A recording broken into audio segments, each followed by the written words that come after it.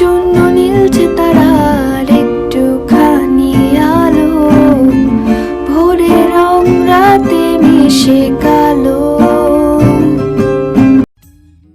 হিয়া একটা ঢোক গেলে দুবার পলক ফেলেই চোখ সরিয়ে নিল। হিয়া এইবার কি করবে? আজব মানুষ, নিজের বউ ভয় পাচ্ছে, কোথায় সাহস দিবে তা না। লোকটা প্রশ্ন করছে, তুমি কি আমার সাথে আমার ঘরে থাকতে চাইছো? এবার উত্তরে সে কি বলবে? চাইছি। যত সব। নিজে থেকে এসে বসে আছি, তারপরও জিজ্ঞেস করা লাগবে তার?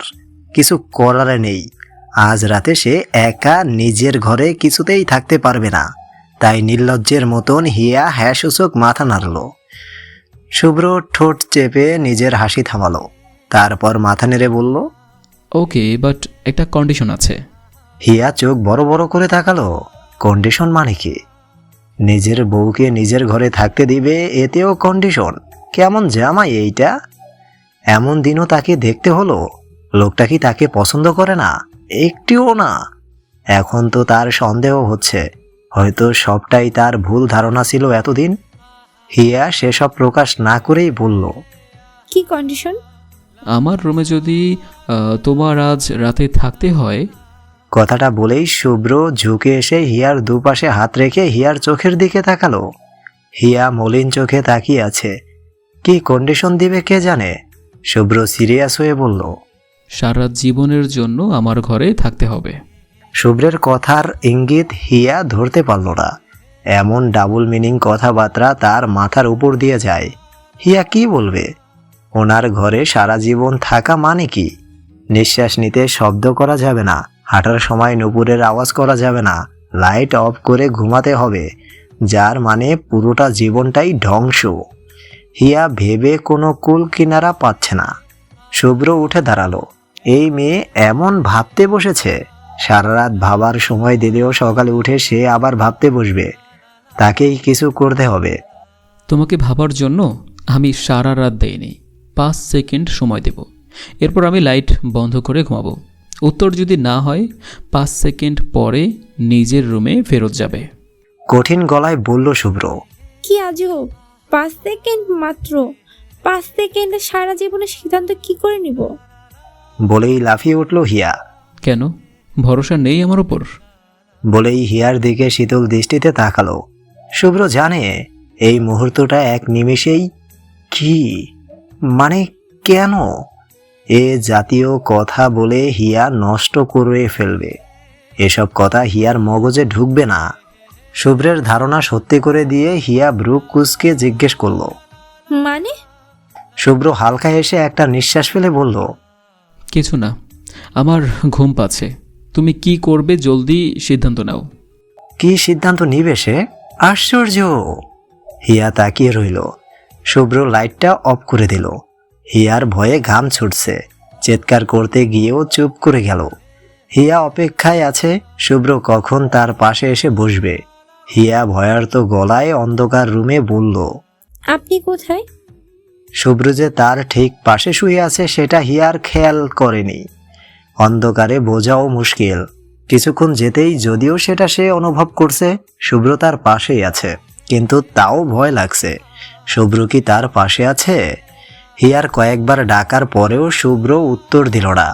হিয়ার ভয় বাড়তেই আস্তে আস্তে হাত দিয়ে শুভ্রকে খুঁজতে লাগলো। হাত বাড়াতেই প্রথমে শুভ্রের মুখের উপর হাত রাখতেই শুভ্র চোখ মুখ কুঁচকে ফেলল। ভয়ের চোটে কি পাগল হয়ে গেছে মেয়েটা? হিয়ার শুভ্রের হার্টবিট চেক করতে করতে আস্তে আস্তে গলা তারপর বুকের দিকে হাত নিতেই শুভ্র হাতটা ধরে ফেলল। হিয়া চেঁচিয়ে উঠল। শুভ্র টেবিল ল্যাম্পপোস্ট জেলে দিতেই দেখল হিয়ার চোখ মুখের অবস্থা ভয়াবহ। শুভ্র বিরক্তি নিয়ে তিক শব্দ করে বলল, কি করতে চাইছো? Have you gone mad? Sorry, আমি আসলে আপনার হার্টবিট। বলেই নিচের ঠোঁট কামড়ে থেমে গেল। এই লাইটটা থাকুক, আমার ভয় লাগে, আমি কখনো অন্ধকারে ঘুমাইনি। বলেই আবারও ঠোঁট কামড়াতে লাগলো হিয়া। শুভ্র হিয়ার ঠোঁটের দিকে আঙ্গুল করে বলল, Hiya, just stop it. Now you are driving me crazy. Hiya হতভম্ব হয়ে তাকালো।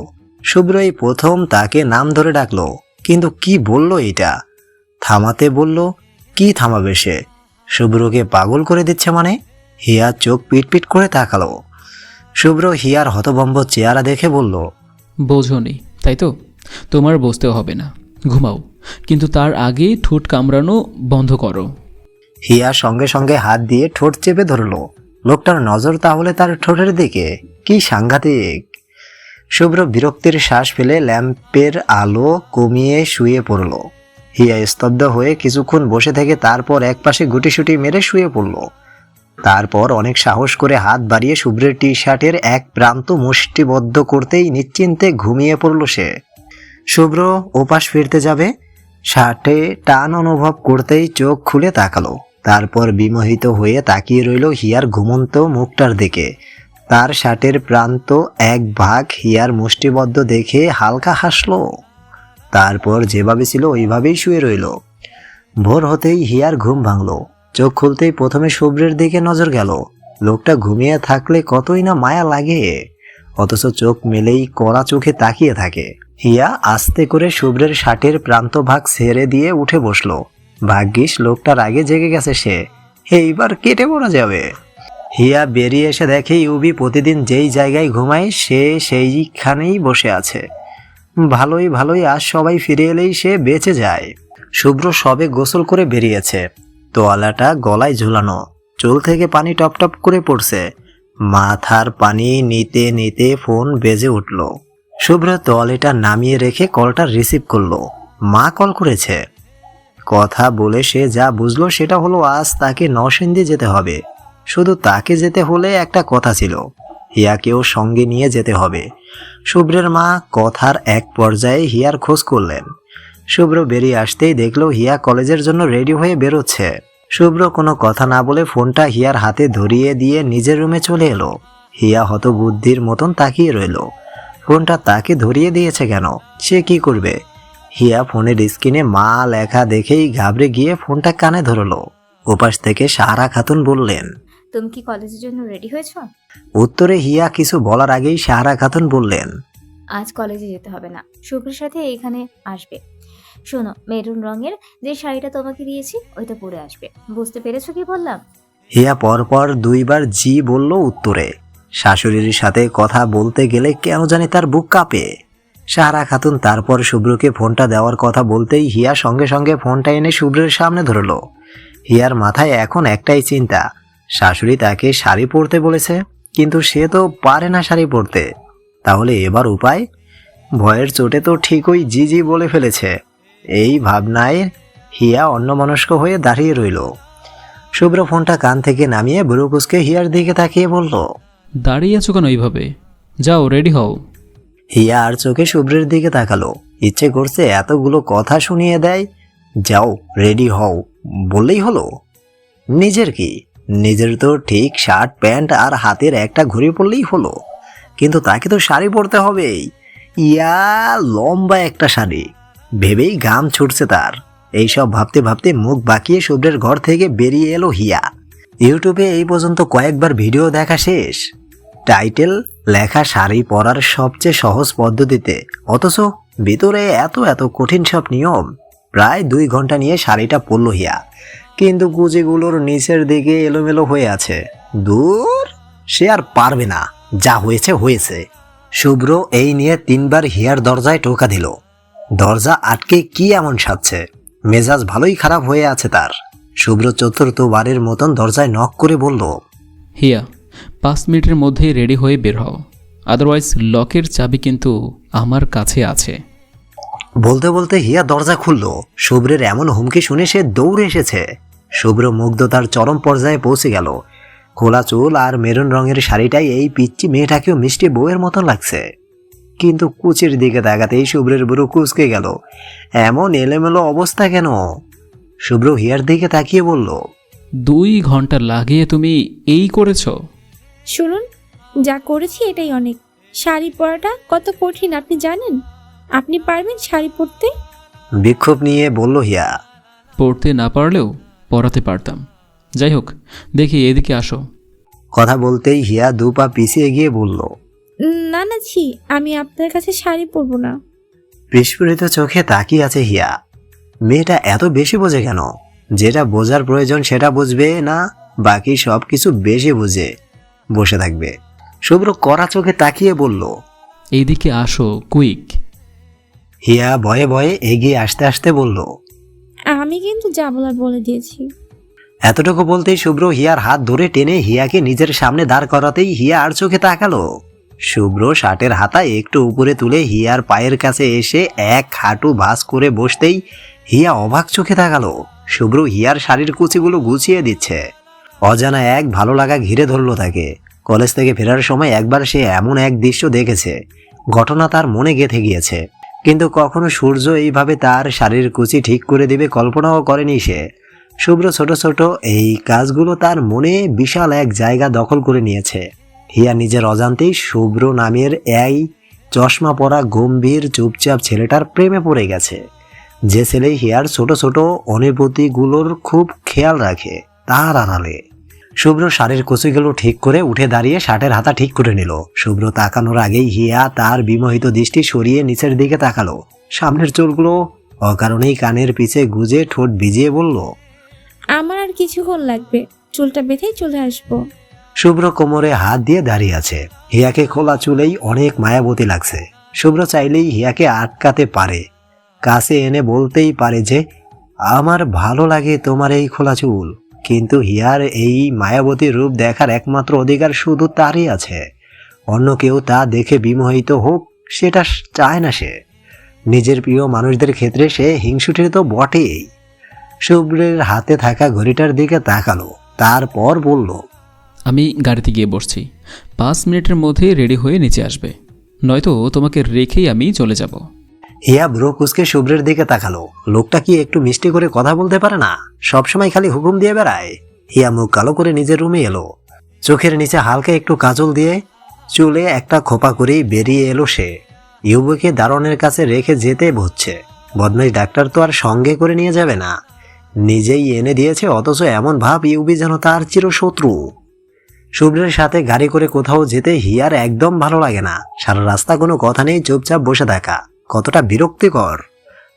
তাই প্রতিবারের মতন এবারও বসে বসে হিয়া ঘুমিয়ে পড়েছে। গাড়ি জ্যামে আটকা পড়তেই শুভ্র হিয়ার দিকে তাকালো।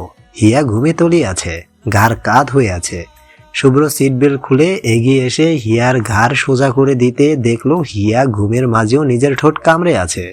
শুভ্র নিজেকে সামলে সরে এসে নিজের সিটে বসে পড়ল। চশমাটা চোখ থেকে খুলে মাথার চুলগুলো হাত দিয়ে পেছনে নিয়ে মুখ দিয়ে তিক শব্দ করে চশমাটা আবার পরে নিল। ধীরে ধীরে নিজের উপর থেকে কন্ট্রোল যেন সে হারিয়ে ফেলছে। আরো দুর্বল হয়ে পড়ছে হিয়ার প্রতি। শুভ্রের দাদাবাড়ি হিয়ার বেশ পছন্দ হয়েছে, বিশেষ করে সরিষার মাঠগুলো। অর্ধেক রাস্তায় এসে তার ঘুম ভেঙে গেল। ঘুম ভেঙে ভালোই হয়েছে, এত সুন্দর দৃশ্যগুলো না হলে মিস করত। শুভ্র বাড়িতে এসেই প্রথমে নিজের দাদির ঘরে এলো।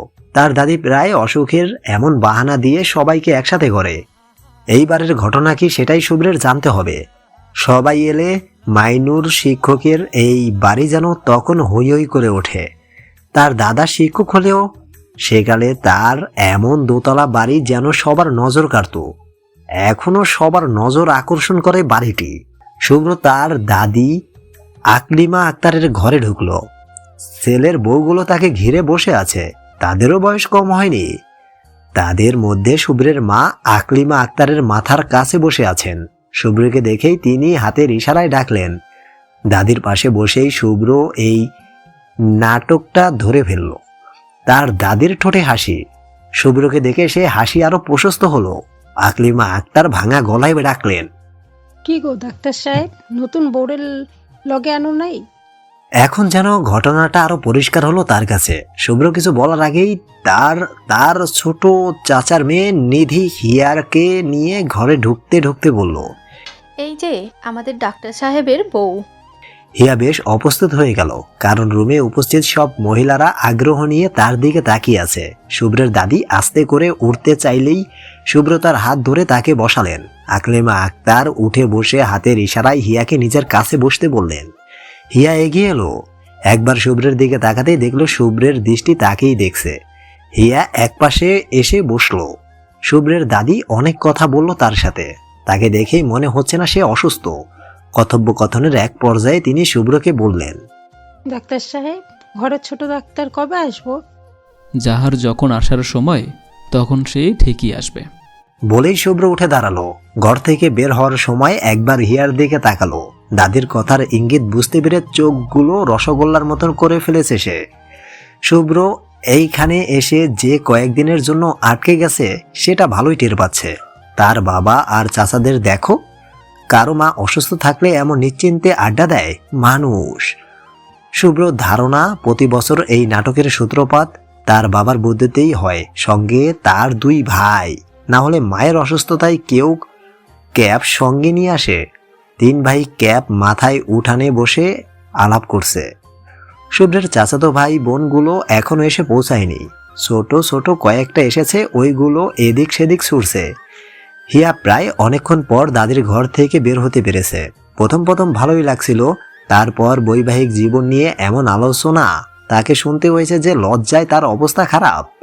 হিয়া খেয়াল করলো সবাই এখানে শুভ্রকে ডাক্তার সাহেব বলে ডাকে। ডাক্তার সাহেব ডাকটা তারা এক রাশ ভালোবাসা নিয়ে বলে। হিয়া বাড়ির নিচে পুরোটা খুঁজলো, কিন্তু এই ডাক্তার সাহেবকে পেল না। শুভ্র কি ঘুরতে বেরিয়েছে? গেটের বাইরে আরো কয়েকটা গাড়ি এসে থেমেছে মনে হলো। হিয়া হাঁটতে হাঁটতে দোতলায় উঠল। শুভ্র দোতলার লম্বা করিডোরে দাঁড়িয়ে চা খাচ্ছিল। রিমি হুট করে এসে তাকে জড়িয়ে ধরলো। কয়েক সেকেন্ডের জন্য কিছু বুঝলো না সে। রিমিকে নিজের থেকে সরিয়ে দিতেই রিমি হেসে উঠে বলল, কতদিন হলো তোকে দেখলাম। আমি 1 মাস হলো দেশে ফিরেছি, অথচ তোর দেখা পাইনি। রিমি এইখানে কি করে এলো? শুভ্র বুড়ো কুচকে বলল, তুই চলে এসেছিস আমেরিকা থেকে? এভাবে বলছিস কেন? আমি ফিরে আসায় তোর ভালো লাগেনি? শুভ্র না সূচক মাথা নাড়ালো, তারপর বলল, তুই ফিরে এসেছিস, তাতে আমার খুশি হওয়ার কি আছে বলতো? স্টুপিডের মতো প্রশ্ন। রিমি রেগে গিয়ে বলল, তুই এত খারাপ কেন বলতো? মুখের উপরে এভাবে বলে দিলি। শুভ্র রিমির কাঁধের ওপর হাত রেখে বলল, আমি তো এমনই। রিমি ফট করে হাতটা সরিয়ে মুখ কালো করে বলল, তুই অনেক নিষ্ঠুর। শুভ্র রিমির মাথার চুল টেনে বলল, বেশি কথা বলিস। হঠাৎ দেশে ফিরে এলি কেন? রিমি শুভ্রের ছোট্ট চাচার বড় মেয়ে। আমেরিকায় এত বছর থেকেছে বলে তার জামা কাপড়ও সেই রকম। হিয়া শুভ্র আর রিমির এমন জড়িয়ে ধরার দৃশ্য দেখে বড় রকমের একটা শখ খেলো। রিমির এমন পোশাক দেখেও হিয়ার মাথায় ঘুরছে। সিবলেন্স কোমর পর্যন্ত একটা টপ, আর নিচে জিন্স প্যান্ট সঙ্গে হাই হিল। কে এই মেয়ে? শুভ্রকে জড়িয়ে ধরেছে কেন? কিভাবে কাছে কাছে ঘেঁষে দাঁড়িয়ে আছে দেখো। হিয়ার বুকের ভিতর ধক করে উঠল। হিয়া কিছু না ভেবে এগিয়ে এসে শুভ্রের পাশে দাঁড়ালো। রিমি আর শুভ্র দুজনেই হঠাৎ হিয়ার এমন আগমনের জন্য প্রস্তুত ছিল না। হিয়াকে দেখে রিমি হেসে তাকালো। হিয়া এসেই শুভ্রের পাশে দাঁড়িয়ে পড়ল। শুভ্র সেটা খেয়াল করলো। রিমি হেসে প্রশ্ন করলো, হাই, তোমাকে তো ঠিক চিনলাম না। শুভ্র কিছু বলার আগেই হিয়া অনিচ্ছাকৃত হাসি মাখা মুখ নিয়ে বলল, আমি ওনার ওয়াইফ। বলেই একটা ঢোক গেল। রিমি কথাটা শুনেই যতটা অবাক হয়েছে শুভ্র তার থেকে বেশি অবাক হয়েছে। শুভ্র বুড়ো কুচকে হিয়ার দিকে তাকালো। বাহ, ভালোই বুদ্ধি হয়েছে এই পিচ্চির। রিমি বেশ অবাক হয়ে বলল, বাহ, কনগ্রেচুলেশনস। বলেই আবার শুভ্রকে জড়িয়ে ধরতেই হিয়ার শাড়ির আঁচল শক্ত করে ধরলো। রাগে পুরো গা জ্বলছে, কথায় কথায় খালি জড়িয়ে ধরে। শুভ্রর থেকে সরে এবার হিয়াকে জড়িয়ে ধরে বলল, আমি তো জানতামই না। ইস, বড় কিছু মিস করে ফেললাম। হিয়া অনেক কষ্টে নিজেকে আটকে রেখেছে। ইচ্ছে করছে মেয়েটাকে এক ধাক্কা মেরে সরিয়ে দেয়। শুভ্র হিয়ার চোখ মুখ দেখে অনেকটা আন্দাজ করে মনে মনে হাসলো। রিমির ডাক পড়তেই রিমি পরে কথা হবে বলে চলে গেল। হিয়ার মুখটা কালো হয়ে গেল। শুভ্র রেলিংয়ে হেলান দিয়ে দাঁড়িয়ে হিয়ার রাগে ফুলে ওঠা মুখটার দিকে তাকিয়ে রইল। হিয়া শুভ্রের দিকে মুখ ফুলিয়ে কিছুক্ষণ চেয়ে রইল। আজ পর্যন্ত সে কোনোদিন শুভ্রকে জড়িয়ে ধরল না, আর এই মেয়ে একেবারে তার সামনে দুইবার জড়িয়ে ধরল। হিয়ার রীতিমতো কাঁদতে ইচ্ছে করছে। কেন জড়িয়ে ধরবে শুভ্রকে এই মেয়ে? শুভ্র একটা ভুরু তুলে বলল, কি হয়েছে, কাঁদছো কেন? শুভ্রের এমন রসিকতা শুনে হিয়া তীক্ষ্ণ দৃষ্টিতে তাকিয়ে বলল, ভালো ভালো, চালিয়ে যান। শুভ্র নিচের ঠোঁট কামড়ে হাসি থামিয়ে শীতল দৃষ্টি নিক্ষেপ করতেই হিয়া রেগে চলে যেতে নিল। শুভ্র হিয়ার হাতটা ধরে নিজের কাছে আনতেই হিয়া রেগে উঠে বলল, ছাড়ুন আমার হাত। এত রাগ করছো কেন? আমার কথা আছে তোমার সাথে। বলেই শীতল দৃষ্টিতে হিয়ার দিকে তাকালো। হিয়ার রাগে কিরমির করছে। তাও একটু শান্ত হয়ে বলল। কি কথা? শুভ্র হিয়ার হাতটা ছেড়ে চায়ের কাপটা এগিয়ে দিয়ে বলল। এটা একটু নিয়ে যাও। হিয়া রাগে বিস্ফোরিত হয়ে তাকালো। ইচ্ছে তো করছে কাপটা শুভ্রের মাথায় ভাঙে। কি খারাপ, মজা করছে তার সাথে। হিয়া কঠিন গলায় বলল। পারবো না, কাপ মাথায় রেখে বসে থাকুন আপনি। বলেই হনহনিয়ে ঘেটে চলে গেল হিয়া। শুভ্র হিংসুটে হিয়ার রাগান্বিত চেহারা দেখে হেসে ফেলল।